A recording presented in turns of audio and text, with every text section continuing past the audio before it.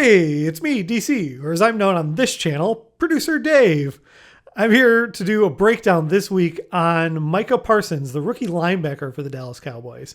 Feels like the last few weeks we've been focusing a lot on offense and scheme and what's making him successful there. So I wanted to flip to the other side of the ball and take a look at someone who's having a lot of success there. Micah Parsons was selected 12th overall by the Dallas Cowboys in this year's draft. He's 6'3", 245, and is running amok in offensive backfields and running away with the Defensive Rookie of the Year award. He's currently tied for 8th place on the sack leaderboard with 10 total on the season so far. And the Cowboys have been able to use their newest linebacker in multiple configurations. And no matter if he's on the edge, hitting the A-gap, or playing off the line, there seems to be no limit to his ability to beat his blockers and get to the QB or stop the run. Let's start here. Parsons is lined up right above the center in the A-gap. Number 42, Keanu Neal, pushes forward, complicating the pickup for the O-line, and that allows Parsons to nimbly slip over to his left, away from two would-be blockers, and rush straight at Bridgewater for the sack. At the start of the play, he shows patience, gesturing like he's coming in for the rush, but holding back to not make contact with the center. Once Neal comes in and gets his hands on the blocker, then Parsons turns on his speed and slips over and rockets up the gap to get that sack. Now let's look at a play with him lined up on the end. Mike is able to win because of his mix of speed, strength, and technique. You see him on the left side of the formation. He's going to rush Mahomes via the outside and needs to beat number 57 one-on-one. He explodes at the snap of the ball to try and get around the outside. He gets his hands up right away so he can establish the initial contact with the blocker this time. As he does this, he's going to dip his inside shoulder and swing his arm to try and rip through the block. And even though he can't totally break free of contact this time, his initial explosiveness and lower body strength means he won't be deterred. He powers through the remaining contact and brings Mahomes down. This time, Parsons starts on the right side of the formation. He bull rushes number 77, Andrew Wiley, and is able to use his hands to keep Wiley from locking him up. He quickly disengages from the attempted block and into the backfield. Mahomes takes off to escape the pressure, but Parsons has the speed to run him down. Not only is it a solo sack, but Parsons smacks at the ball, causing the fumble for good measure. Let's take a moment to look at the same play from another angle. Most of the time in these videos, we are slowing things down to show you detail, but I just want to take a moment and play it at real speed so you can appreciate how quickly he got back there and caused all this havoc.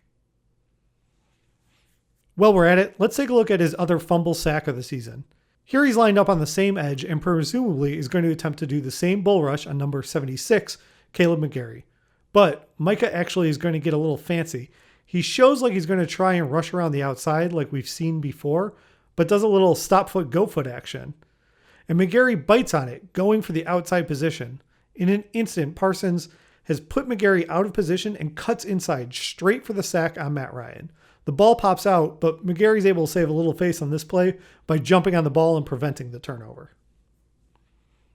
Many of you probably saw this play in the Thanksgiving Day game, but in case you missed it, let's go again. This play comes from the overtime and is a great demonstration of how strong Parsons is. Here he rushes into his number 75 and moves him across the field like a practice sled right into Derek Carr for the 7-yard sack. Just uses brute force. Also, for context, that O-lineman, that's Brandon Parker. He's listed at 6'8", 320 pounds. If Parsons is 245, he's giving up 80 pounds and still able to do this to him. Quick break to thank our sponsor, DraftKings, the official sports betting partner of the NFL. I know we're on here talking about defense and preventing points, but with their new offering for Week 14, if just a single point is scored, you can be a big winner. That's right. Customers who bet just $1 on any team to score can win $100 in free bets. It's that simple. Now, of course, this requires you be in, as Chris calls it, one of those magic states like I am, where sportsbook is legal. But if you're not, that's okay. DraftKings still has tons of NFL fun and their DFS contests. You can sign up there and play with us in our private contest. It's only $5 when we do it, and it's a lot of fun. Either way, go to the website or download the app and use the promo code HarrisTube to sign up and make your first deposit. Get a shot at millions of dollars on the DFS contest and bet only $1 to win $100 in this Week 14 contest on DraftKings. Thanks, DraftKings, for sponsoring the show. Let's get back to the video. All right, I started off by showing you a bunch of flashy sack plays because they're exciting, but obviously there's more to defense than just getting to the quarterback. So let's go ahead and start looking at how he does in run defense. Is he perfect? No, no one is. Plus, he's still a rookie. So I'm going to start a little bit of a downer before I get to the good stuff. This play is on 1st and goal, and it's going to be a direct snap to Travis Kelce. On this one, Parsons starts to move in at the snap, but quickly adjusts to try and contain the outside as he sees the fake handoff. Here he bites a little too hard on the fake handoff, and he can't recover to prevent the touchdown. Am I nitpicking a little? Maybe. But he's unblocked, ostensibly standing in their backfield on this one. And I'm really only comparing what happens here to himself and the other stuff I've already seen on tape, because I've seen so many great recoveries from him this year to still get in and disrupt plays. For example, in week 8 against the Vikings, here it's 3rd and 1, and Parsons doesn't fall for the fake handoff. And his quick identification and pursuit makes sure this play ends as no gain. I'm not sure number 30, CJ Ham, would have gotten out there anyway, but Parsons had the speed to run him down in the backfield and make sure he didn't. Watching all this game tape on him, this might actually be my favorite play. It's not as flashy as some of the big sack plays, but I just think his game awareness is awesome. This is going to be an option run to the left side of the formation, directly to the side Micah is lined up on. Unblocked, Micah immediately gets into the backfield and then stops and demonstrates some patience.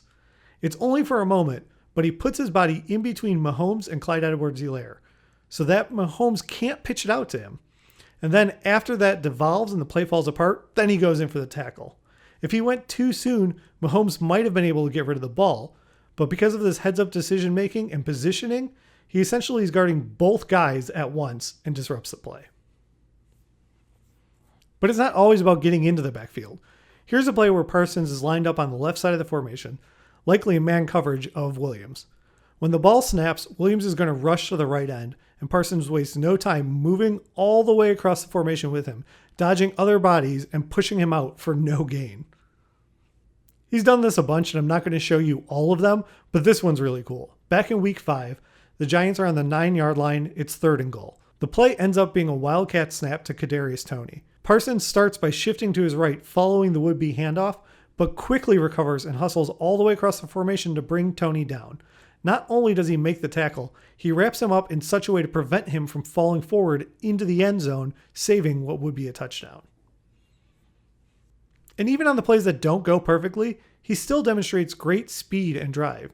Here he fires in like we've seen so many times, but he can't quite get his hands on Davis for the tackle. But even then, he doesn't give up on the play and ends up running him down from behind. Or this quick one in week 9 is kind of fun. He tries to stop the touchdown on 3rd and short, successfully jumps over the line, but unfortunately totally misses his man. But even the plays that aren't highlights for him still show off his prodigious athletic ability to kind of make plays and take chances like this. So what do you do when someone's able to get great pressure on the quarterback and be mucking up your run game? Maybe try some short, quick passes? On 2nd and 10, Cousins throws a quick little pass to Alexander Mattison. They want to get him into the open field and make something happen. But Parsons is having none of that. As soon as he identifies the play, he moves quickly to wrap up Mattison for a great open field tackle. It ends the play for -2 yards. How about another one? It's a short pass to CJ Ham, but Parsons identifies the play before the ball even leaves Kirk's hand and is on the way to ruin it. He immediately tackles Ham for a 4-yard loss. And while those plays I've picked out have shown he's good at breaking up the short stuff in the flats, if he has any room for growth, it's probably in overall pass coverage. Here he is in the center of the field. He moves towards Gronk to pick him up, but he's a moment too late. That puts him a step behind on the play for the rest of it, and from there he's just trying to recover. His eyes are locked onto Gronk as he tries to catch up, so he's not even aware the ball is coming in, and therefore he can't turn around or get an arm up to try and disrupt the pass. Here's another example from week 6. Parsons is responsible for covering Ramondre Stevenson on this play. He's trying to track him, but just isn't prepared to keep up with the pass route and loses track. He doesn't turn his hips and move quickly upfield enough to stay with him and gives up a 22-yard play. Or here he's talking and not even ready for the snap of the ball. I'm not sure if he's checking on coverage or what's going on, but he's clearly surprised when the ball's in play. It doesn't end up directly costing them on this play, but there are moments like these when I'm reminded that he is still a rookie. Well, I ended up with some slight criticism or room for improvement, if you will. I hope it comes through how excited I am about Micah Parsons as a player. He's a lot of fun to watch. Going through this game film was a ton of fun to do. And I bet he's pretty scary to go against. Right now, he's clearly running away with the Defensive Rookie of the Year award. Our partners at DraftKings have him at minus 800. In fact, his 10 sacks that he has right now, he's only 5 sacks away from breaking the rookie sack record held by Javon Curse. So there's a pretty good, nothing's for sure, but if he stays healthy, there's a good chance he might be able to get that done. He's probably not in the conversation yet for the Defensive Player of the Year. Then again, he's only a rookie. DraftKings has him at plus 3,500. So if you want to put a couple dockets on it, it's a pretty good payout, but it's probably not quite there yet. But if he keeps making improvement and playing like this, he's likely be in that conversation for years to come. Thank you so much for watching. If you got other topics you'd like us to discuss, leave a comment down below. Otherwise, you know the drill. Like, subscribe if you're new to the channel, and we'll be back with another video for you real soon. Thanks so much for watching. Please, please, please smash that like button, write a comment, tell us who else you'd like to see us review film on, and of course, best of all, please subscribe to our channel and then click that little bell above the subscribe button and you'll be notified whenever we post a new video.